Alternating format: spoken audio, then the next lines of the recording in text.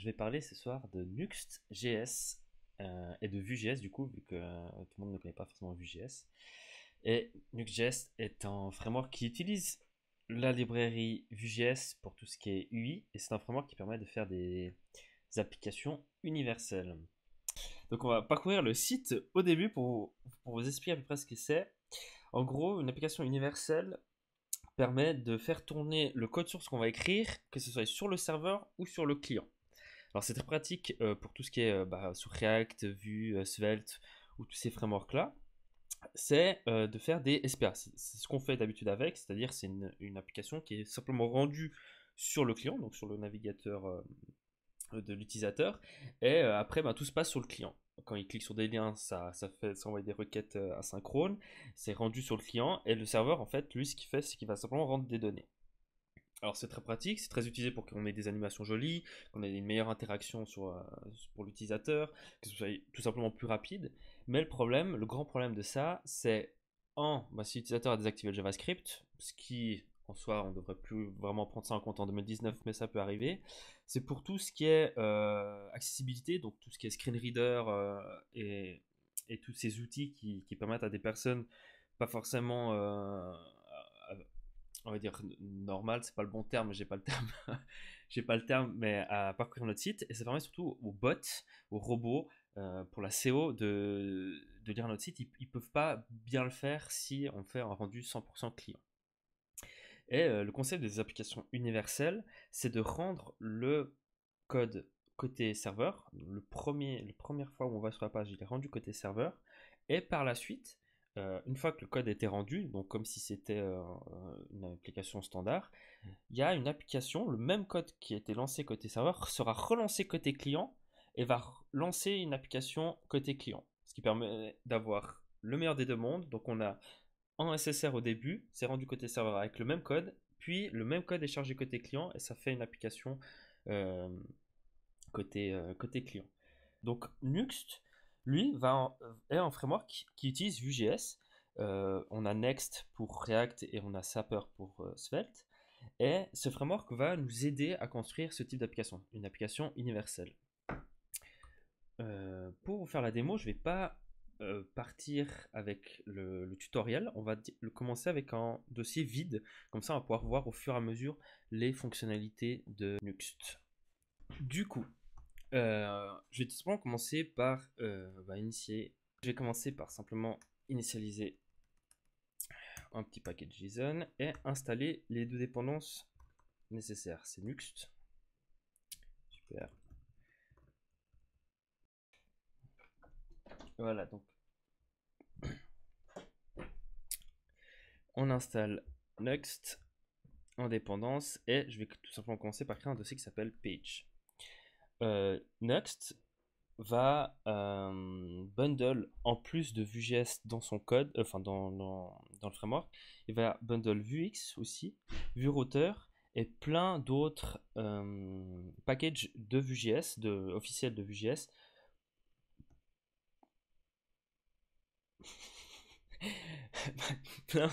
plein d'autres packages officiels de Vue.js pour nous faciliter le développement. Une chose qu'ils font notamment, c'est qu'ils abstractent le routeur et ils utilisent un dossier page. Et depuis ce dossier page, c'est un peu comme si on faisait du PHP, c'est-à-dire si je crée une page qui s'appelle index, elle sera rendue sur le root de mon serveur. Si je fais une page qui s'appelle about, elle sera rendue sur /about. Donc ça, c'est toute une abstraction qui est faite. Et au final, ce que Nuxt va faire, c'est qu'il va générer avec le nom qu'on lui donne ici des routes par la suite. Donc je vais commencer par créer simplement une page index et je vais simplement y envoyer un hello world. Bon, on s'en fout du texte. Je vais lancer Nuxt. Donc pour ça, je vais simplement ajouter ici les scripts de démarrage. Donc c'est dev, c'est Nuxt dev, quelque chose comme ça. On va tout de suite voir si ça plante. Non.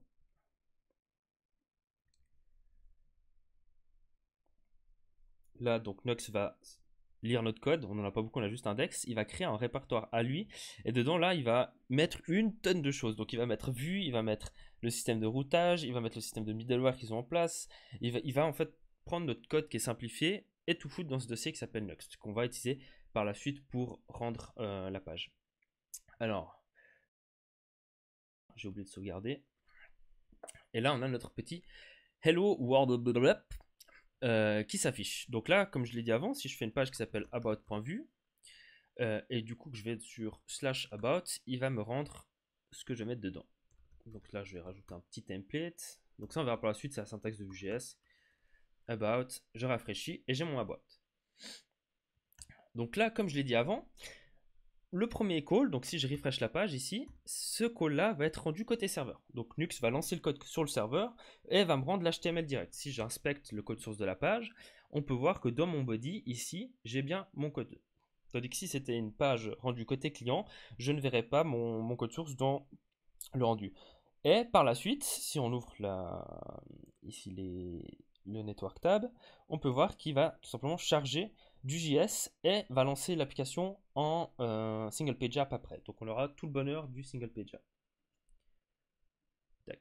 On peut aussi voir d'ailleurs, si je rajoute là, qu'on a une variable Nuxt qui est créée dans le JS ici. Et ça en fait c'est l'état, le state de notre application qui a été rendu côté serveur. Pour éviter qu'ils doivent recalculer tout le state côté client, le state est sauvegardé dans une variable globale qu'on retrouve ici dans Windows. Donc pour aller plus loin, je vais simplement faire un lien entre index et about. Alors là, on va utiliser le composant fourni par Nuxt qui s'appelle NuxtLink, qui est pas autoclosant parce que je mets du texte dedans. Et on peut avoir qu'un seul route. Donc on va faire ça comme ça. Que je vais appeler donc ici home. Et dedans, je vais simplement lui dire que ce composant, enfin ce lien, va pointer sur home. Et je vais faire la même chose sur l'autre page. Je vais simplement copier ici, le coller là, home. Et là, on va faire about et ça va sur /about. Donc maintenant, si je clique ici, ça sera instantané parce que tout ça est fait donc côté client. Et je peux toujours refresh et avoir le refresh côté serveur. Donc là, on a le premier bénéfice, déjà sans rien faire de plus, c'est d'avoir un rendu serveur et un rendu client en même temps. Alors après, bien sûr, ça implique des autres soucis, notamment comment faire pour charger des données en asynchrone depuis une API, comment bien le gérer pour que ça soit joli une fois qu'on soit au rendu client, mais quand même que le serveur attende qu'on reçoive ces données sur le serveur, donc en SSR, pour générer la page quand on est sur en rendu serveur. Ça, on verra par la suite. Hormis le dossier page, donc, qui est le système de route de Nuxt, nous avons d'autres dossiers. Nous avons par exemple le dossier layout qui, lui, je ne sais pas si en S, donc on va tout le savoir, qui lui nous permet de définir des layouts globaux à notre application. Et par défaut, Nuxt va chercher default.vue. Alors on peut les nommer comme on veut et après les spécifier dans nos pages avec une configuration. Et du coup, là, si je crée tout simplement, je vais prendre les liens que j'ai mis ici et je vais les mettre dans mon layout. Donc on a sur about et on a un deuxième lien sur / qui est lui home. Et par la suite, j'affiche avec ce code-là c'est un slot en gros, et le slot ça veut dire affiche-moi le contenu de la page à cet endroit-là. Du coup, si j'enlève les liens ici et que j'enlève les liens là, et que j'ai rafraîchi, alors c'était layout avec un S. Non, ah oui, voilà. Là maintenant, j'ai ma navigation qui est la même sur les deux pages, et parce que il prend ce contenu-là et il l'insère dans le slot Nuxt qu'on peut voir ici dans mon layout. Donc là, ça vous permet de faire un système de layout. Et on peut faire un système plus complexe. De base, il va prendre default, mais on peut par exemple faire une autre qui va s'appeler app.vue, qui a un layout complètement différent. Pour le coup, je vais reprendre exactement le même code et je vais juste mettre en hachant avec écrit layout différent. Et depuis une page, on va dire que la page about va prendre cet autre layout. On crée une balise script qui va exporter notre objet vue, et dedans on a un paramètre qui s'appelle layout, et là-dedans on va simplement lui spécifier le nom du layout qu'on veut. Alors, moi c'est app. Et si on revient ici, du coup, en allant sur about, il me charge un layout différent par rapport à ma page home. Donc on a une façon de gérer des layouts différents. On peut aussi faire sans utiliser de ces layouts, et c'est peut-être ce qui sera dans Nuxt 3, c'est-à-dire de charger le composant du layout et de wrapper en fait votre page dans ce composant. C'est-à-dire que là, par exemple, imaginons que j'importe ce composant app, il faudrait que je fasse app, et ça devient un slot, comme ce que fait un peu Nuxt en derrière. Et ici, du coup, je pourrais lui passer des props. Ce serait l'avantage par rapport au système de layout actuel. Le système de layout actuel nous empêche de passer des props au layout. Ce qui peut être problématique, par exemple, si on veut faire un fil d'Ariane, ou si on va avoir un titre dynamique, mais le titre doit être dans la navbar, on serait obligé d'utiliser des systèmes de state qui sont moins pratiques. Et du coup, ben, le faire comme ça vous permettrait de passer des props ici, dont des composants ou autres, ce qui faciliterait ce type de cas. Mais on va rester pour le moment au cas simple où on a nos layouts et nos pages. Une autre chose que Nuxt nous offre de base, c'est un système des middleware. Alors pour ceux qui font du code back-end, vous savez tout ce que c'est, j'imagine. Alors je pense qu'il y a un S aussi, je vais rajouter. Des middleware, je vais en créer un qui va s'appeler off.js. Et un middleware, ça va tout simplement être une fonction qui va recevoir la requête en cours. Donc ça peut être la requête côté client ou serveur à nouveau. Et il va altérer cette requête ou faire quelque chose avec avant que ça touche votre page. Alors pour être plus clair, imaginons que vous avez envie de faire une application qui possède une page de login et tout le reste, il faut être connecté pour y avoir accès. Voilà, vous allez utiliser justement un middleware pour faire ça. Le middleware va vérifier que vous êtes connecté ou pas. Et si vous n'êtes pas connecté, il peut très bien vous rediriger sur la page de notification. Alors, boum. Donc le middleware, il va exporter une fonction en export par défaut qui prend en entrée le contexte de Nuxt. Alors là, il n'est pas typé parce qu'on n'est pas en TypeScript, à savoir que Nuxt supporte TypeScript, donc vous pouvez très bien les écrire en TypeScript et avoir des types, et du coup avoir tout le schmilblick. Et vous pouvez faire ce que vous voulez. Par exemple là, je pourrais très bien dire, on va redirect, donc là, c'est un middleware qui va nous rediriger sur la home page. Alors c'est un peu débile, mais c'est pour tester. Et dans About, je vais simplement lui dire ici, dans cette page-là, que je veux le middleware. Ça fait un S. Et là, je lui envoie un tableau de middleware que j'ai envie de lancer. Et j'ai envie de lancer le middleware off. Alors, si je ne me suis pas trompé, si je vais sur About, je suis censé être redirigé. Alors, c'est peut-être pas avec un S. And now. Alors là, c'est peut-être sans S aussi, parce que middleware est un variable et ne prend pas de S. Tac, je vais sur Home, et voilà. Donc là, bon, on le voit pas du coup, mais ça me redirige sur About. Donc si je tape About, ça me redirige sur Home. Donc ça fonctionne.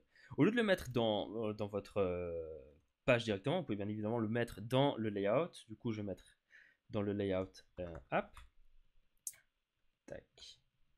Et je vais simplement le définir ici. Et vu que la page About utilise le layout app, ça doit faire exactement la même chose. Donc, si je clique là, ça ne redirige pas. Et si je lance slash about, ça ne redirige pas. Donc ça, c'est un truc qui est fourni de base par Nuxt. Et ça aide beaucoup, je peux vous dire, pour faire beaucoup d'applications. Ça aide à faire toute la logique. En fait, toutes ces configurations est en dehors de votre tête et c'est tout géré par Nuxt. En plus de ça, nous avons des dossiers de base, par exemple Components, qui lui va permettre d'enregistrer nos composants. Et c'est à peu près tout, je crois, dans la structure de base. Alors, en plus de ça, donc là on a parlé de tout ce qui était routeur. Là pour le moment c'est que du routeur et de l'affichage. Donc tout ce qui est layout, page et middleware, c'est du routing. Nuxt aussi utilise Vuex. Donc Vuex c'est un peu l'alternative de Redux, mais côté Vue.js, en mode module. Donc en gros je vais créer un dossier store et dedans je vais pouvoir lui définir mon state. Alors sauf erreur, on doit exporter une variable state qui est une fonction tout simplement. Et dedans, je vais pouvoir lui définir mon état. Donc là, je vais lui dire name égale ESC. On va oublier. Du coup, vu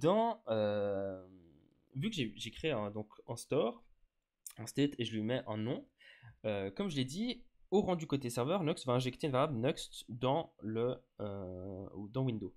Et dans cette variable, on peut retrouver mon state. Donc mon state est bien généré côté serveur et puis est rehydraté côté client. Alors ça fait des problèmes de performance, on en parlera par la suite comment les régler et pourquoi ça arrive. Mais du coup, on peut bien voir que mon state est ici. Et donc depuis une vue, par exemple celle-là, je vais tout simplement marquer hello. Et ici, je vais taper dans le store, donc avec la variable store. Et là, c'est state et je l'appelais name, sauf erreur.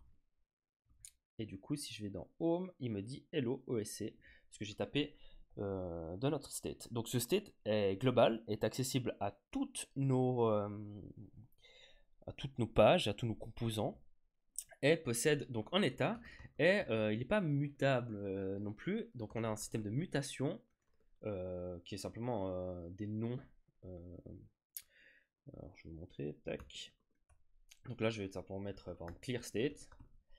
Et c'est une fonction qui reçoit un state, enfin le state en ce moment de l'application, puis le nouveau state. Je vais appeler new state, ou enfin le payload de la modification. Payload. Et puis du coup là vous pouvez faire des actions mutation. C'est-à-dire par exemple state.name est égal à payload. On a un autre objet qui s'appelle action, qui lui va être des actions qu'on va dispatch depuis nos composants, nos views, directement taper dans la mutation. On va pas directement commit la mutation, c'est l'action qui devrait commit. Et là, l'action, par exemple, je vais l'appeler change name. Ça va prendre un name en paramètre. Et ce qu'il va faire, lui, par contre, c'est. Ce faire-là, il prend le payload au deuxième. Et là, il prend le contexte. Bon, là, je vais pas vous expliquer toute la syntaxe, mais en gros, là, je commit et on commit une mutation. Et en deuxième paramètre, je lui donne la syntaxe. Du coup, là, je vais l'envoyer name. Alors, si je ne me suis pas trompé, une action qui s'appelle change name, qui prend en paramètre côté page un nom, qui est en string en l'occurrence, et après, il va simplement commit la mutation sans faire aucun changement. Il va rien faire de plus, il va commit, et la mutation, que j'ai appelée clear state, qui est un très bon nom pour ce que je suis en train de faire, va changer la variable name. Donc, depuis mon index, je vais ajouter un petit bouton button, et je vais donc mettre dans un script ici une méthode que je vais appeler changeName. Et cette méthode va tout simplement aller dans le store et dispatch, je l'appelais changeName, je crois, changeName, avec ici la valeur que je vais thisName, et ça je vais le définir ici dans les data. Donc ça je vous explique juste après. Oups. Tout ça, et là je vais mettre name, c'est vide. Click me. Alors on va taper du code et je vous explique tout ça, ne vous inquiétez pas. Input text modèle name. Voilà. Alors pour vous expliquer un peu la syntaxe que j'ai utilisée. Donc on va partir sur le composant. Le composant Vue.js se sépare en trois parties. Un, le template HTML. Donc ça c'est de l'HTML modifié par Vue.js. Donc on voit avec les brackets ou les vmodel ou le add-click que j'ai mis ici. On a une deuxième partie script qui retourne en défaut un objet qui sera notre objet Vue.js. Dans Vue 3, on aura un système de classe qui est déjà disponible depuis Babel ou TypeScript, pour ceux qui ont envie de s'intéresser. Et on verra un peu plus tard ce qu'on va mettre dedans. Et on a un troisième qui est style, qui va nous permettre de définir des styles pour notre page en cours, et on peut les scoper avec la directive scope sur le tag style. Donc quand on le scope, ça veut dire que par exemple si ici je mets H100 pour target notre tag H100 et que je mets par exemple texte en rouge, le H100 en fait il va être précédé, enfin dans la génération ici il y aura un data avec un code bidon, et Vue.js va de base mettre ici qu'il doit avoir ce data là, comme ça il est scopé à exactement ce composant. Donc c'est pratique si on veut éviter de taper du code des CSS globaux, et on veut que ces CSS soient propices et utilisés que dans ce composant. Dans notre composant, ici je définis une propriété qui s'appelle data, donc ça va être le state de notre objet. On peut voir que c'est une fonction qui retourne un objet, parce qu'on pourrait instancier plusieurs fois ce composant. Bon, en l'occurrence, c'est une page, donc ça ne devrait pas arriver, mais si c'est un autre composant, on pourrait l'instancier plusieurs fois, l'afficher à plusieurs endroits dans la page, et du coup, il faut que le state soit une fonction parce qu'il doit être régénéré à chaque fois. Donc ça, c'est l'état initial. Par la suite, on a une propriété méthode, ce qui va nous permettre d'ajouter des méthodes à notre composant vue. Donc là, je crée une méthode qui s'appelle changeName, qui va aller dans le store et dispatch l'action qu'on a définie juste avant. ChangeName avec thisName. thisName qui, donc 10, va aller chercher dans les data et donc va prendre name ici qui est vide. Niveau layout, j'ai un tag à champ qui, avec ses curly brackets, va interpoler le contenu et l'afficher. Donc là, il va afficher ce qu'il y a dans. De base, il a 10, donc je n'ai pas besoin de le mettre. Store state name qui est le name qu'on a défini avant. Là, j'ai une directive qu'on appelle vmodel. Alors ça, c'est la directive qui va permettre en fait de binder en two-way bindings une entrée avec ce qu'on a dans le state. Donc là, vu que c'est un input, c'est du two-way. Et tout ce que je vais taper dans cet input va être mis dans le state à cet endroit-là. Et si je modifie le state, eh ben, ça va être aussi changé ici. Alors pour vous donner, pour qu'on ait un exemple un peu plus visuel, je vais rajouter ici, je vais afficher name. Comme ça, on va voir au fur et à mesure que je tape, cette valeur devrait changer, donc ça devrait changer l'affichage. Et ici, on a un bouton où on l'a mis en event handler sur le clic. Donc ça se fait comme ça. En vrai, la vraie syntaxe c'est von, ça fait erreur. Et on peut le raccourcir avec un at, donc at click, c'est-à-dire quand on clique, il va changer le nom. Et on en a plein des comme ça. On a double click, voilà, on voit ici. On les a tous là en fait. On peut faire quand on drague dessus, quand on blur, il y a même les keydown là. Par exemple, là, si je fais un key press, donc quand je fais un key press de cette touche et je fais un prevent dessus, enfin on a plein. Ça c'est du Vue.js, il faut aller voir la doc. Mais du coup, c'est très simple à écrire et c'est vraiment cool. Du coup, si je retourne là, au fur et à mesure que je tape, on peut voir ça m'affiche dans le span avant le contenu. Et si ici je mets hello Romain et je clique, logiquement il devrait envoyer l'action à mon store, lancer la mutation et changer ce escape en Romain. Donc si je fais click me, ça update mon store global. Alors je vais juste du coup prendre ce code là et je vais aussi le foutre dans, enfin le mettre, pardon, excusez-moi du langage, dans la page about. Donc maintenant, si je vais dans about, on peut voir que vu que le state est global et que je suis maintenant en SPA, mon state est conservé. Il est en mémoire. J'aimerais bien pouvoir l'afficher là, mais je crois que les DevTools ils sont pas d'accord avec moi. Mais du coup, je peux les fermer. Et vu que je suis en SPA, j'ai accès à mon state partout. Par contre, si je refresh, là, il va me remettre le state initial parce que je suis côté serveur. Et côté serveur, une fois que tu fais un refresh, il a perdu ton état. Alors ça, il faut faire un peu attention à ça. Et du coup, là, si je remets Romain et que je clique, le state est conservé.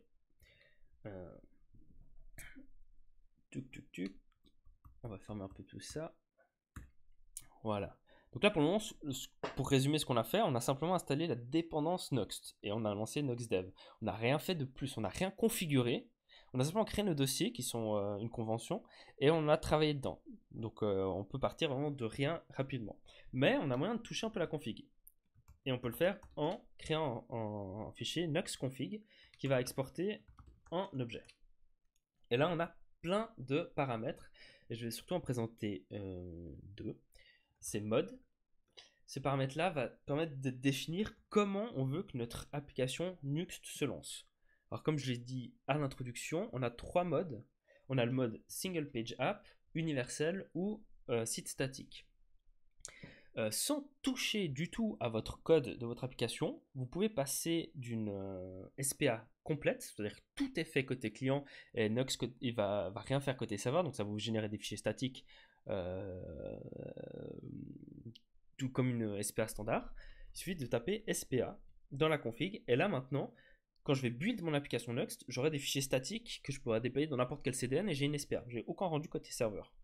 De base, il utilise le mode universel, qui est le mode qu'on a vu jusqu'à maintenant, qui permet d'avoir Nuxt côté serveur et qui est après réhydraté côté client, et du coup vous avez le meilleur des deux mondes. Mais par contre, ça veut dire que vous avez besoin d'un serveur et vous n'avez pas forcément besoin aussi de SPA. Vous n'avez pas forcément besoin d'un site universel si vous voulez faire un back-office.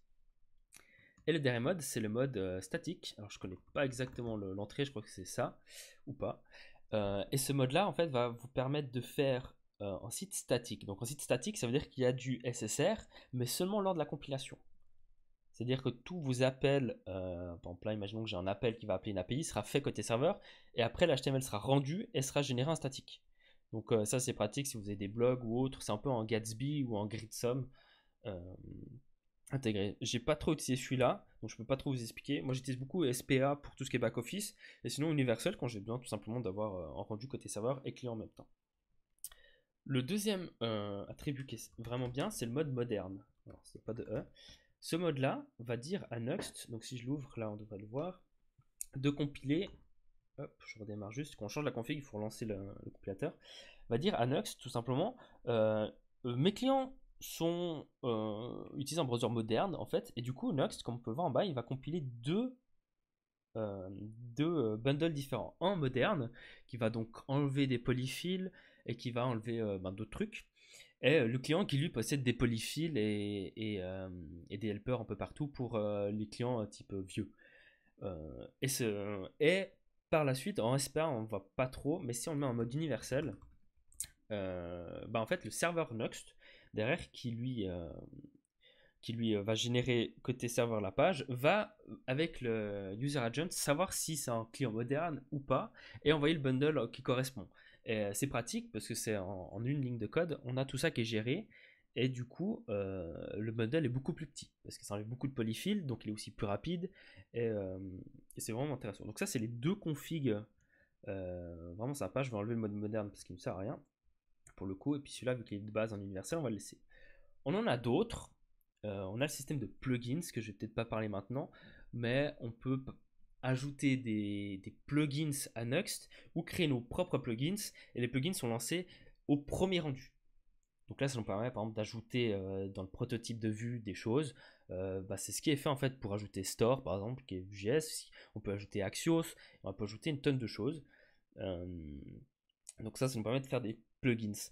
On a aussi CSS, et lui va bundle tous les fichiers CSS qui sont là-dedans avec Webpack tout simplement.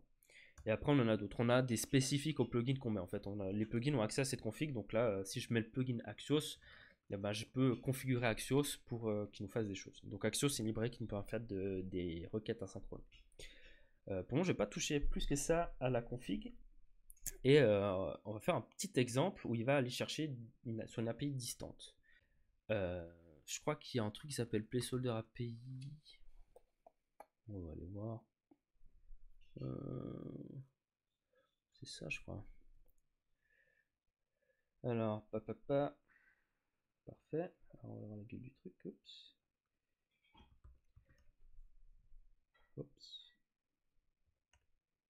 Parfait. Donc là, j'ai une API bidon. On va simplement charger la liste des to-do. Parfait. Pour donc aller choper la liste des to-do, il me faut une librairie qui va permettre de faire des requêtes asynchrones. Alors on a Fetch de base dans le navigateur, mais je vais, pour vous montrer comment on installe un plugin, utiliser le plugin Axios de Nuxt. Donc Nuxt possède beaucoup de plugins officiels qui sont écrits par la communauté, mais en fait c'est des core développeurs de Nuxt qui les tiennent à jour et ont leur propre site. Du coup on peut savoir que c'est un module officiel sous le domaine nuxt.js.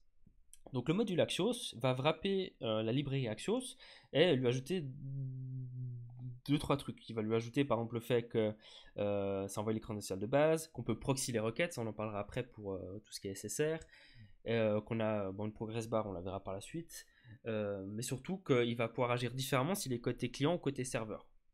Une remarque que beaucoup de gens font par rapport à Nuxt et qu'on peut retrouver à beaucoup d'endroits, c'est que ça va être lent parce que le serveur va devoir aller chercher sur une API externe les données avant de le rendre et de le renvoyer donc quand on est en SSR. Et avec ce fait qu'on puisse gérer différemment comment il agit côté serveur et côté client, imaginons que l'API soit sur le même serveur qui fait tourner le serveur Nuxt, on peut très bien lui dire de taper en local en fait, avec un localhost et le port. Et du coup, il y aura plus tout ce transfert réseau, c'est en local, c'est extrêmement rapide et c'est presque comme si c'était une même application. Alors que sur le client, on lui donnera le nom de domaine de notre API. Du coup, cette excuse en vrai n'est pas une vraie excuse. Donc je vais installer en suivant la doc le plugin Axios. Donc on va tout simplement l'ajouter avec yarn.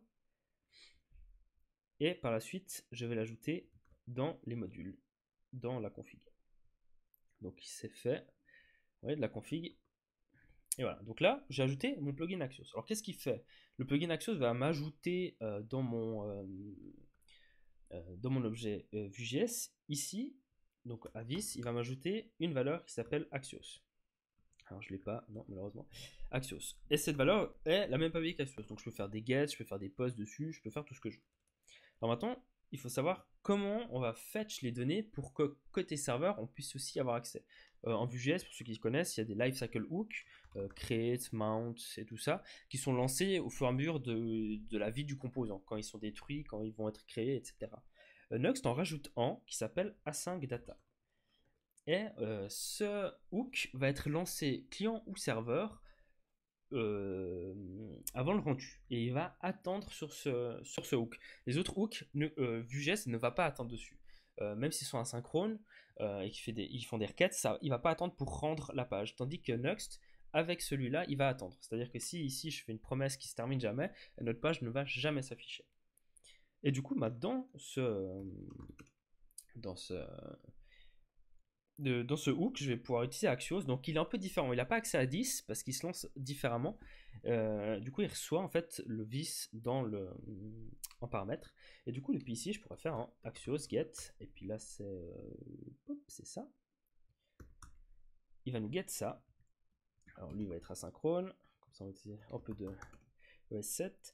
Et là, je récupère mes to-dos. C'est vraiment comme ça. Après, ce qu'on doit faire dans ce hook, on doit retourner en fait l'objet qui va être mis dans le state. Donc là, je vais retourner mon objet qui contient mes to-dos. Et ici, je vais avoir un to-dos qui sera un tableau. Du coup, là, logiquement, si je refresh ma page, ça devrait prendre un peu plus longtemps. Donc, j'étais ici, sur la home. Et là, si je refresh, je l'ai tué. Qu'est-ce qu'il me dit? Ouais, je l'ai tué. On va le relancer. Voilà, là, on peut voir un joli loading screen de bundle. Pack. Alors, oui, je t'autorise. Voilà, hop, je fais un refresh. Je pense que j'ai ajouté un bug. Alors, regardons. Axios, boum boum boum, retourne. Ça me semble correct. J'ai rien fait de spécial. Voilà.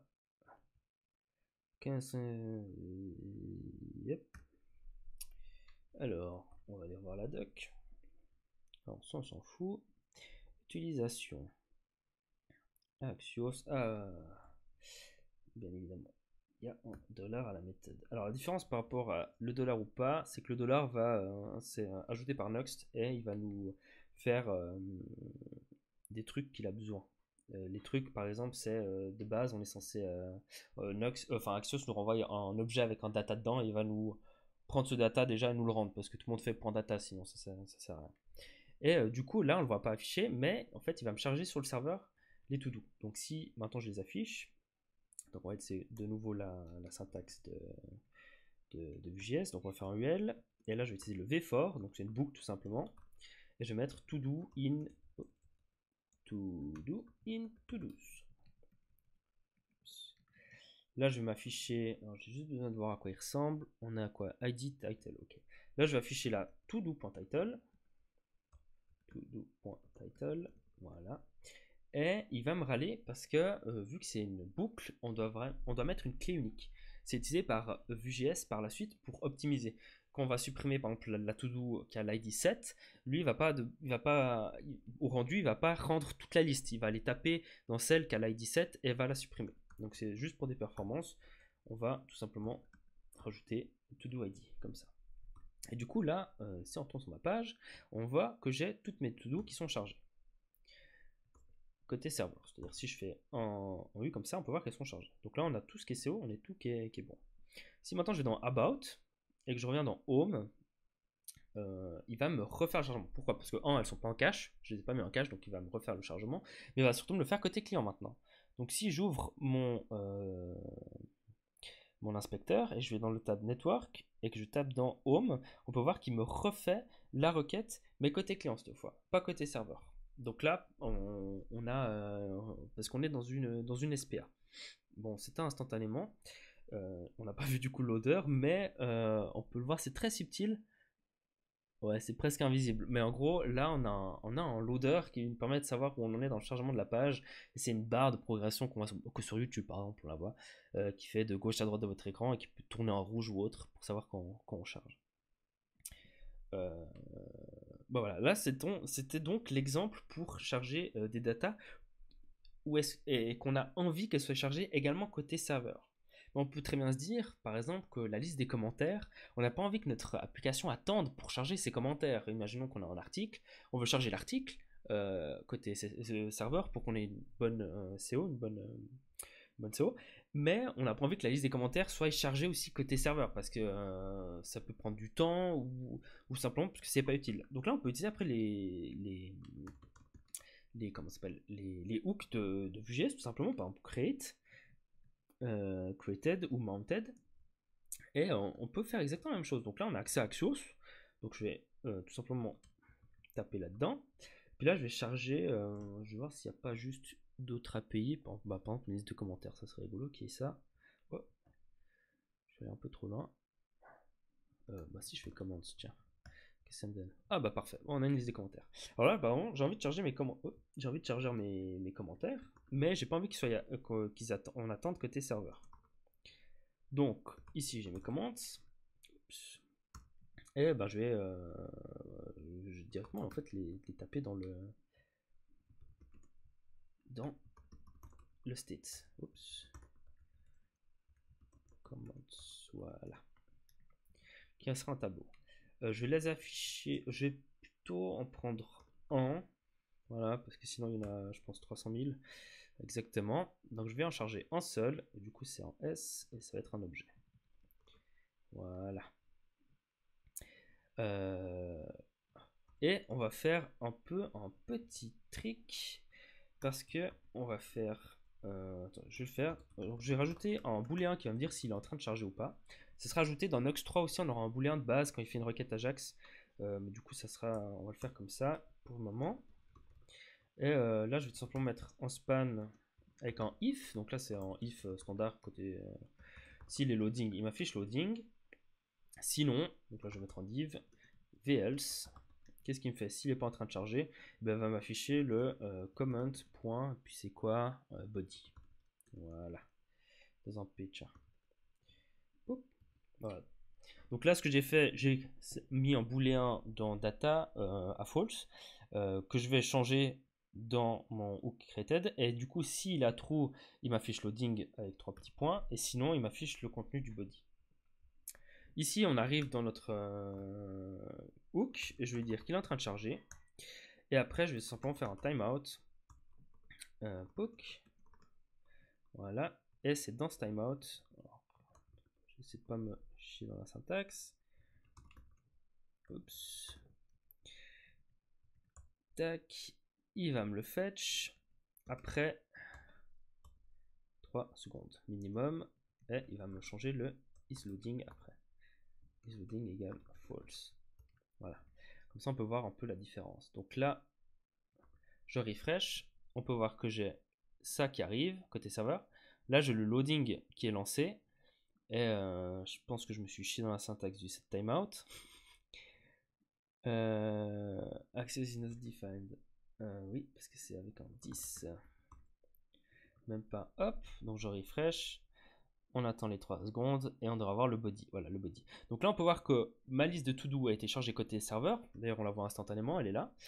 Et imaginons que ce soit un call qui prend du temps. Les commentaires sont chargés côté client, même si on est en mode serveur à ce moment-là. Donc là, si je reviens et je reviens, la page, nouveau, la liste là est chargée côté client, donc on peut la voir ici avec to-do's, et puis 3 secondes après, le commentaire est chargé. Donc là, après, on peut faire une UI très dynamique.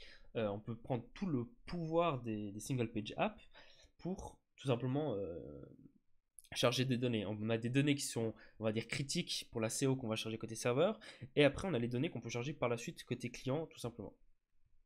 Le problème de faire tout ça. Donc comme je l'ai dit, il va rendre côté serveur, puis après il va réhydrater l'application côté client. Le problème c'est que ça prend du temps CPU. Quand je dis réhydrater, c'est-à-dire qu'une fois qu'il a affiché votre HTML, que le navigateur a affiché votre HTML, il va charger donc les JS ici, et après il va en fait lancer une application vue complète. Et ça, c'est pas gratuit, ça prend du temps CPU, et ça peut donner des sites qui sont pas responsives les 2-3 premières secondes, parce que il va recharger toute une application, et en plus de la recharger, il va hydrater l'application avec la variable state qu'on a là. Ça c'est le state, donc serveur. On peut voir que c'est un gros tableau là, ça peut être encore plus gros. Donc là, pas qu'on se trompe, on a l'HTML qui se termine, je m'y perds, qui se termine là en bas, ici. Et là après on a le variable script, et on a Windows Next, et dans Windows Next, donc il insère le même HTML qu'on a au-dessus. Et après il va être réhydraté, comme je dis, donc tout ce qui est dans ce state là va être réinjecté dans notre application Vue, et Vue va re-rendre par-dessus l'HTML déjà fourni. Donc en gros, ce que vous voyez là, ça a été rendu 2 fois. C'était rendu une fois par le browser, et ça a été re-rendu une fois que l'application Vue a été rechargée. Mais du coup, faire ça, ça fait du double travail, et ça peut être, bon là c'est simple, il n'y a pas de style et autres, mais suivant les CSS que vous avez, re-rendre tout ça, ça peut prendre du temps, ça peut avoir des glitches graphiques, et ça peut surtout ralentir votre premier rendu ou la première interaction utilisateur, parce qu'on a tous envie d'avoir sur l'Audi Lighthouse sans partout. Et pour régler à ce problème, il y a un package qui sera intégré de base dans Nuxt 3, mais qui ne l'est pas encore, qui s'appelle, sauf erreur, Nuxt Hydratation, un truc comme ça. Si je ne le trouve pas, je vais simplement vous expliquer comment il fonctionne. Non, tant pis. Alors je vous explique vite comment ça va fonctionner. En gros, ce package va nous permettre de wrapper des bouts de code, notamment des composants. Là, en l'occurrence, j'ai pas extrait un composant, c'est une page, donc la page elle va s'afficher comme ça, mais imaginons que ça c'est un composant qui va m'afficher mes commentaires. On peut le wrapper dans cet autre composant que le package nous donne, et on va lui dire simplement que il va hydrater ce composant seulement une fois que le CPU est libre, ou seulement qu'on l'affiche. Par exemple, si je vais sur le site de ELS, ici, le premier composant ici qu'on voit qui est l'article mis en avant n'est chargé qu'une fois que le CPU est libre. Donc une fois qu'on est sûr que l'utilisateur peut scroller et est responsive. Les composants qui sont ici sont chargés qu'une seule fois qu'ils sont affichés. C'est-à-dire que si la personne ne scrolle jamais, ces composants ne seront jamais chargés. Ça sera du pur HTML, et tout ce qui est en JavaScript par-dessus, bon là en l'occurrence pas grand-chose à part le clic qui nous fait aller sur l'article, n'est pas chargé. Là on a les images également qui sont chargées qu'une fois qu'on arrive dessus. Et du coup tout ce système nous permet d'éviter d'éhydrater toute notre page alors que l'utilisateur voit que le début par exemple. On peut aussi lui dire de jamais réhydrater. Par exemple, tout ce qui est ici, là, ça, c'est du statique, ça va jamais jouer, il y a des interactions en CSS, mais au final, il n'y a rien de JavaScript derrière. Donc on va simplement lui dire, hydrate même pas ces composants, on s'en fout, c'est du statique, et du coup, tout ce temps que le CPU va passer à réhydrater des composants vides, en fait, il y passe plus. Donc ça, c'est une façon qu'on va utiliser pour optimiser son application. On peut facilement gagner 2-3 secondes de temps dans ces benchmarks pour que l'utilisateur puisse scroller. C'est-à-dire 2 secondes avant qu'il puisse taper du texte là-dedans. Donc c'est vraiment très pratique si on fait ce type d'application. Ça fait déjà 1 heure à peu près que je ne sais pas qu'il y avait 2 rendus. Merci. Ouais, alors du coup, c'est un truc qui est pas forcément très... on le voit pas, clairement, mais on le voit dans les benches. Si je lance Chrome, parce que Brave n'aime pas les Audi, oui, je t'autorise mon ami, et que je vais tout simplement ouvrir l'inspecteur, puis je vais aller sur celui-là, puis on lance un offrotlin, soyons fous. Tac, tac, tac. Espérons que ce soit un peu rapide pour tout gérer. Plac, plac, plac. On est content. Voilà. Donc c'est ce chiffre-là, le time to interact, qui nous intéresse. Ce chiffre-là, c'est le temps que l'utilisateur pourra commencer à interagir à la page. Et il ne peut pas Ça, on le connaît tous. Tant que le JavaScript est en train de tourner, en fait, ça bloque tout. Ça bloque l'UI, on peut pas scroller. Si c'est en scroll JavaScript, on peut pas cliquer sur des trucs. L'interface est vraiment pourrie. Et ben justement, ce fait que ça hydrate pas, c'est comme si c'était une page statique en HTML. C'est comme si c'était de l'HTML statique et qu'il n'y avait pas de JavaScript derrière. Et donc, c'est vraiment pratique pour ce type de rendu. Dans les autres plugins que Nuxt propose, hormis Axios, on a vu que Axios d'ailleurs, on a un plugin qui nous permet de créer une PWA, Progressive Web App, sans rien faire de plus. Alors est-ce que je l'ai là? Non, alors je vais juste aller dans écosystème, je pense. Je sais pas où je pourrais le trouver, mais c'est pwa.nuxt.js.org, voilà.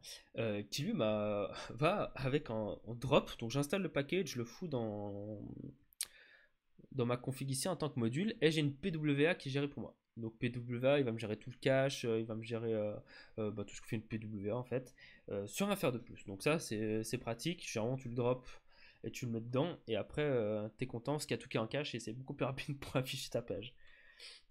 Il y en a d'autres, il y a le proxy, je vais peut-être vous montrer du code concret au lieu de taper dans du code ici. Donc je vais juste vous ouvrir du coup tout simplement le site ELS vu qu'il est open source, comme ça vous pouvez aussi aller vous-même après voir le code par la suite. Tac, oups, ELS, et puis faire j'ai un workspace magnifique.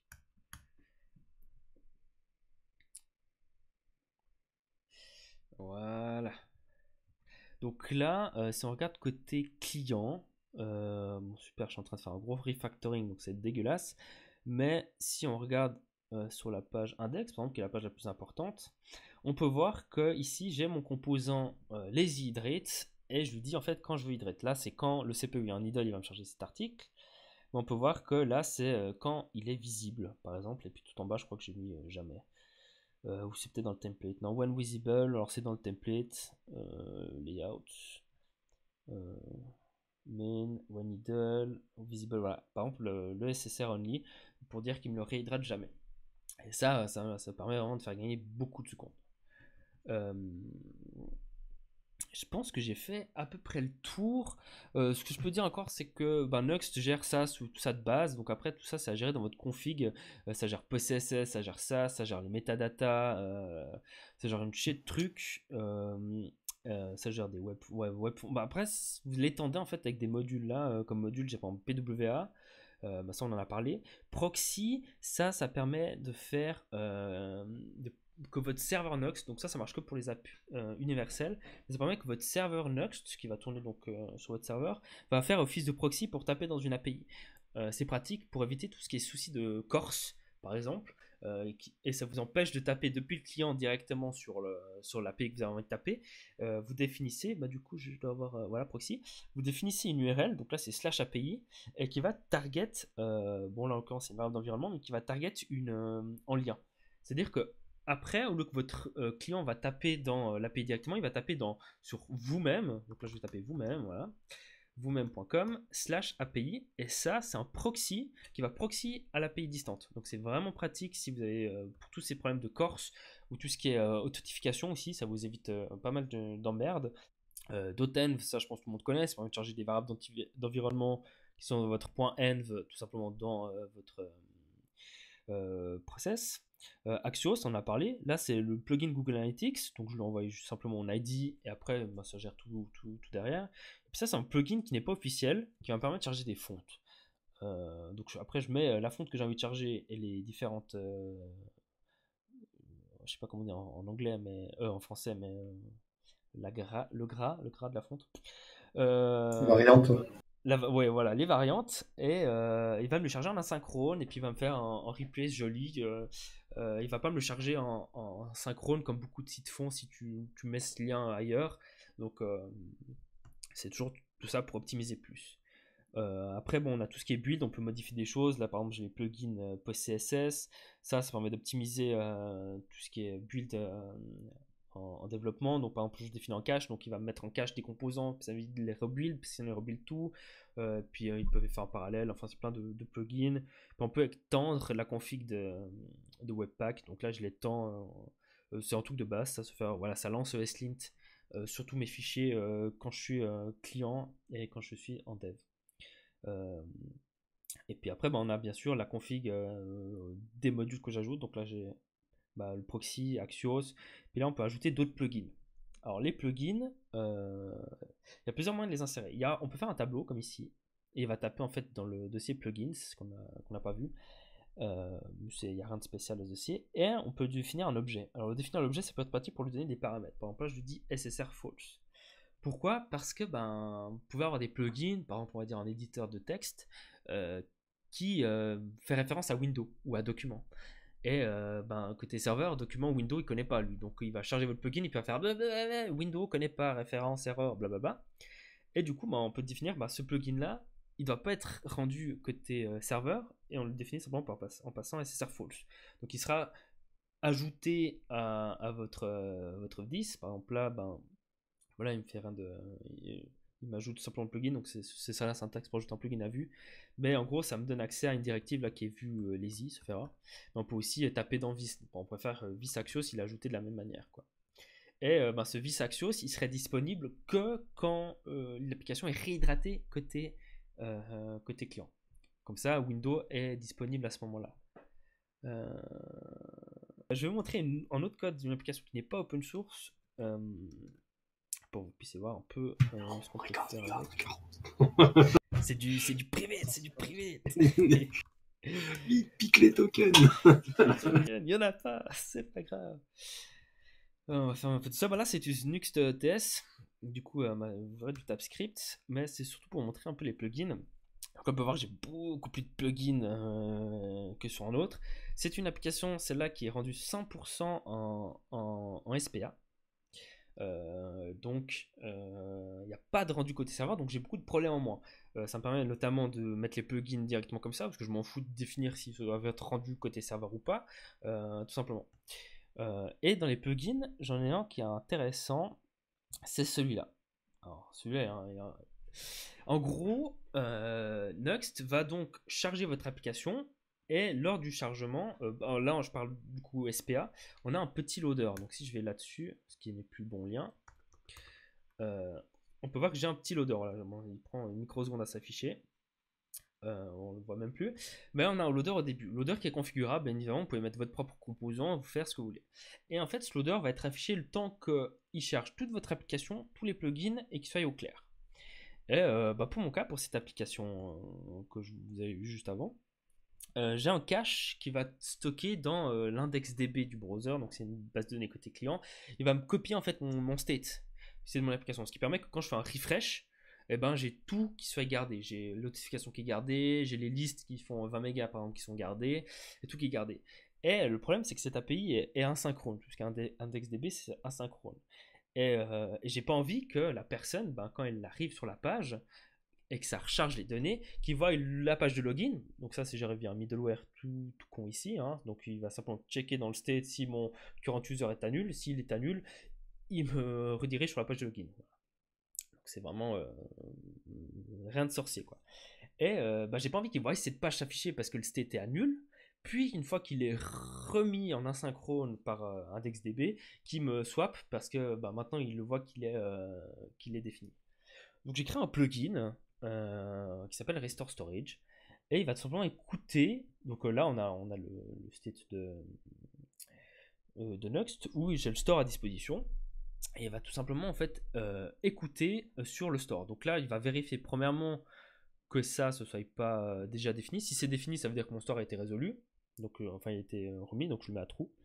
Et sinon il va m'écouter sur le store et toutes les mutations il va y avoir passer. Et puis si j'ai une mutation qui s'appelle restore mutation, il va me dire c'est bon, le store, le state a été résolu, tu peux continuer dans ta résolution. Et il va résoudre les plugins en parent dans l'ordre que je les ai mis là. Donc là je peux même le mettre à la fin, comme ça il fait tous et après il passe dans celui-là, ce serait même peut-être plus petit.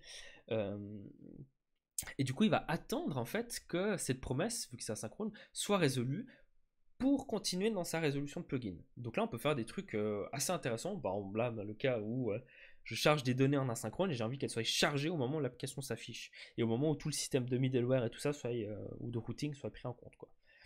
Et puis du coup, voilà, c'est pour vous expliquer un peu les les plugins, quoi on peut faire. Et puis après, les plugins, souvent, ça se résume à ça. Donc, vous prenez une librairie, puis vous l'incorporez dans votre vue. Hein. Les trois quarts, ils sont ça. Hein. C'est faire, voilà, view use. Là, j'ai un peu plus parce que je configure Axios, on pourra en reparler. View use, voilà. Et puis, ça, c'est l'autre en avait avant. Et puis, ça, c'est un autre truc. Donc, pour parler un peu du plugin Axios, ça, c'est un plugin normal. Je l'ai nommé Axios, mais on peut le nommer comme on veut. Hein. Mais en gros, il reçoit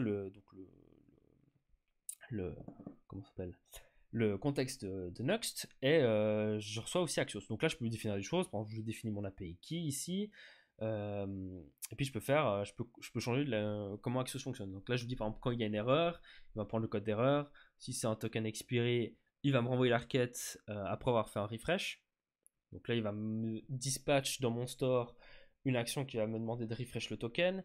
Puis une fois qu'il est refresh, il me le reconfigure dans Axios, il me le set en défaut et il renvoie la même requête. Et puis là, je fais, si c'est expiré, il va me faire un logout. Et après, vu que tout est en mémoire, en fait, si tu veux clean le store complètement, tu forces un refresh en fait. Tu refresh et le store sera à 0. Il sera clean à nouveau. Donc c'est le cas pratique avec les SPA. Et puis c'est ce que je fais ici. Je m'approche de la fin, je pense, de la présentation. Le seul dossier que j'ai pas expliqué encore, c'est statique, mais ça, je pense qu'il n'y a pas besoin d'expliquer, c'est tout ce qui est à la racine. En gros, tous les fichiers statiques que vous avez envie de mettre, vous les mettez là-dedans, et ils sont gérés, quoi. Et puis je crois que c'est à peu près tout. C'est très extensible, on peut faire ce qu'on veut. Là, on peut régler Tailwind. Ça, il faut pas tenir compte, c'est un fake pour que VS Code soit content quand je tape ça parce qu'il y a des alias de base d'un Nuxt. Et voilà quoi, c'est très modulable. Vous pouvez faire à peu près ce que vous voulez quoi. Le grand avantage, comme je le répète, c'est que vous avez le même code qui tourne côté client et côté serveur, et que c'est du code JavaScript. Donc après, vous faites plaisir par la suite dans votre code quoi. Là, par exemple, l'administration du site, je m'en fous de la CO, du coup, je l'ai configuré en SPA. Et du coup, je peux faire des trucs en plus, on va dire, que j'ai pas besoin de taper à imaginer si ça doit être pas côté serveur ou pas. Quoi. Puis voilà, je crois que j'ai à peu près fini. Là, j'ai rien de spécial non plus. Les environnements et tout. Non, j'ai rien de spécial. Je pense que c'était une bonne intro. Un peu rapide peut-être. Mais je sais pas du coup. C'est pas mal ton intro. Ouais. Je sais pas du coup si vous avez peut-être des questions. Moi, c'est bon, j'ai déjà vendu une prestation 650 par jour. Là. Je sais pas, du coup. Bon, j'étais peut-être un peu vite, hein, je me rends pas compte. Mais j'ai essayé de. Bah, après, il y aura la vidéo. Ouais, oui, mais j'ai essayé de condenser un peu la totalité de. Là, déjà, tu vois, on est plus que 3, tu vois. Alors, les autres, Hein ouais. T'as dit quoi? J'ai dit, on est plus que 2, tu vois. Ouais, ça a duré 1 heure, quoi. Mais voilà, donc là, c'était vraiment un gros résumé de Nuxt, sans voir vraiment tout en détail. On a vu des petites brides un peu partout, quoi. Après, il faut connaître Vue.js pour bien comprendre les interactions qu'on peut faire. Après, c'est des composants Vue.js au final, qu'on rend comme celui que j'avais donné, qui est la recherche Discord-like. Donc je peux montrer rapidos, quoi. Bon, ça a l'air. C'est beaucoup plus propre avec TS. Hein. Avec TypeScript, c'est beaucoup plus propre. Ah, ouais, on peut faire du truc beaucoup. Ah, bah oui, d'ailleurs, je peux vous le montrer parce que je l'ai pas montré. Mais si je rouvre le code là qui est fait en TypeScript, il me semble pas que j'ai montré, mais si je vais sur une page genre l'index, il n'y a rien, mais en gros, on peut voir que du coup, c'est une classe. On exporte une classe et du coup, c'est à la racine. On a les hooks à la racine et puis on a tout qui est à la racine. Si je vais là, est-ce que j'ai peut-être un meilleur exemple? Voilà, genre là, je définis mon state à la racine, j'ai mes méthodes normales. Et j'ai pas l'exemple d'une computed props, mais une computed props, c'est un getter au final. Et puis tu fais ton getter, donc c'est beaucoup plus propre, effectivement. Après, il est pas à 100% géré encore, parce que dans Vue.js, en fait, il est pas géré. Du coup, il est pas géré officiellement, il sera dans Vue 3, et on pourra faire des choses encore mieux. C'est-à-dire que dans le système de template ici, on aura aussi l'autocomplétion, qu'on n'a pas actuellement.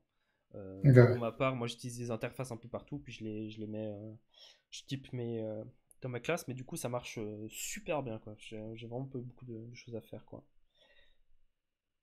Je voulais aussi vous montrer, du coup, voilà ça.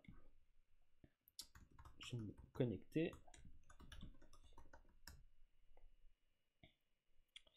Et là, on va aller ici. Voilà. Et puis là, par exemple, là, bon, c'est une SPA en l'occurrence, hein, mais ce composant-là, c'est un composant qui fait un peu cherche Discord, donc on peut filtrer parmi les différents, comment ça s'appelle, différents filtres, on va appeler ça comme ça, et puis après, où on peut y aller à la souris, puis après, on peut taper du texte, les ajouter au fur et à mesure, on peut tourner le code, ou j'en sais rien, et au final, envoyer la recherche, et puis ça, c'est du 100% vu. Donc après, tout ce qui est bien sûr interface, tout ça, c'est du Vue.js derrière, et il faut connaître le framework. Donc comme je dis, on a Sapper pour tout ce qui est Svelte, on a Next qui est beaucoup moins puissant que Next pour tout ce qui est React. Et après, si on est à l'aise dans ces librairies-là, on peut faire tout et n'importe quoi, quoi. C'est tout le bonheur d'avoir 100% du JS en front, quoi. On peut faire Ouais. des interfaces de fou avec des animations de fou et des interactions de fou, quoi. Voilà. Je sais pas si vous avez peut-être des questions parce que j'étais très vite, mais Le truc hydratation là, que tu as, c'est quoi? C'est vue hydratation, c'est ça? alors le truc d'hydratation, je vais tout de suite te dire ça. Parce que bon, tu m'as donné du taf, donc il va falloir que je. Oui. Alors le truc d'hydratation, je vais te dire là, c'est ça. Vu les Ok, d'accord. hydratations. Hydration, pardon. Voilà. Parfait. Donc j'essayerai de le mettre pour voir si ça permet. Yes. Voilà. Alors, comme dit, ça devrait être beaucoup mieux. Ouais. Ça devrait être beaucoup mieux. Surtout que si les composants sont lourds, parce que là, bon, en l'occurrence, bon, l'exemple est un peu bidon, hein, mais moi, c'est de l'affichage et puis il n'y a pas beaucoup d'interaction. Mais si en composant a beaucoup de méthodes ou doit faire même des requêtes derrière, par exemple, imaginons les commentaires, c'est un très bon exemple. Voilà, imaginons que les commentaires ils s'affichent ici. Voilà, ils s'affichent à partir d'ici et puis avant, c'est l'article. Et j'ai pas envie que le composant qui va charger les commentaires charge les commentaires avant que j'arrive sur l'espace commentaire. En Ah, fait, voilà. ça sert à rien parce que le mec il va peut-être lire le titre, il va dire non et puis il va changer de page. Et du coup, ce composant-là va dire tu me le charges pas et puis en fait au moment où il sera visible, pop, tu vas commencer à me le charger, à me l'hydrater et du coup il va lancer le created qui va lui taper dans l'API, charger les commentaires et puis il s'affiche après. Donc c'est vraiment ça optimise vraiment l'utilisation du site, quoi. Et C'est propre. puis, Hein. ouais. Et puis du coup, il sera intégré dans Nux 3, donc il n'y aura même plus besoin de le mettre en dépendance. Ok. C'est vraiment cool. D'ailleurs, je me demande si. Ouais, ça marche encore. Le serveur est coupé, mais ça marche encore parce que c'est rendu côté client. Ouais. Il y a juste le loading. Ah non. Non, Ok. il est rendu côté client aussi. Tout est côté client. Donc, ouais, l'avantage. La beauté du rendu côté client. Et bien évidemment, ça permet de réduire la charge côté serveur. Ça, voilà. Mais du coup, Du coup, ouais, dis-moi. Next 3, il est prévu pour quand? Alors, je sais pas. Ils Je aimeraient sais pas, se je suis. synchroniser avec Vue 3, mais il va peut-être sortir avant, puis du coup, ça sera Nux 4 avec Vue 3. Mais j'ai pas plus d'infos que ça. Ok. Là, je sais juste qu'il y aura 2-3 trucs en plus, notamment le fait peut-être qu'ils vont dropper le dossier de layout et faire qu'il faut wrapper ta page dedans, ce qui est pas trop gênant, qui est même mieux en soi. Ouais. Il y aura l'hydratation. D'ailleurs, tu peux déjà commencer à refactor tes composants avec le layout qui wrap. Il y aura les hydratations qui sera mis de base dedans. Et puis il y aura des optimisations à droite à gauche. On m'a parlé beaucoup de workers. C'est-à-dire que tu pourras faire des workers qui vont faire des trucs lourds et du coup qui vont être facilement, on va dire. Puis ça, pour savoir ce que ça va faire, il faut aller lire ce que fait des workers, quoi. Et il y a le nouveau fetch aussi. Ça, c'est une grosse nouveauté. Le nouveau fetch, c'est. J'ai le bon exemple, cool. C'est au lieu de taper A5 data qui bloque, en fait, il bloque. Ce truc bloque votre rendu, que ce soit côté client ou côté serveur. C'est-à-dire, si vous êtes côté client, vous cliquez, il va pas charger la page, avoir un petit loader joli. Il va bloquer le routeur, en fait. Et puis vous avez la ligne en haut, là, comme je disais, vous avez une ligne qui défile et qui va attendre que ça soit chargé. Et avec le nouveau fetch, donc c'est fetch, ça va faire à peu près la même chose, sauf que côté client, il va définir en isLoading de base, en fait, isLoading. Et si on est côté client, en fait, il va faire comme si on était un single page app, parce qu'on l'est en final. Donc on peut avec ce isLoading le mettre if isLoading machin, il m'affiche en loader, sinon il me l'affiche. Côté serveur, le fetch il va être rendu côté serveur, donc ça va pas changer. Il va attendre que ça soit revenu pour le générer, mais côté client, il va aller sur la page et puis on pourra gérer une interface plus jolie qui est plus SPA friendly, comme on dit, un peu comme les commentaires ici, quoi. On aura un loading et c'est plus joli. On va pas devoir attendre que le rendu s'affiche. Je pense que je peux voir l'exemple ici. Si je clique sur news, on devrait attendre, bon c'est très court, hein, mais une microseconde avant qu'on voie la page s'afficher. Voilà.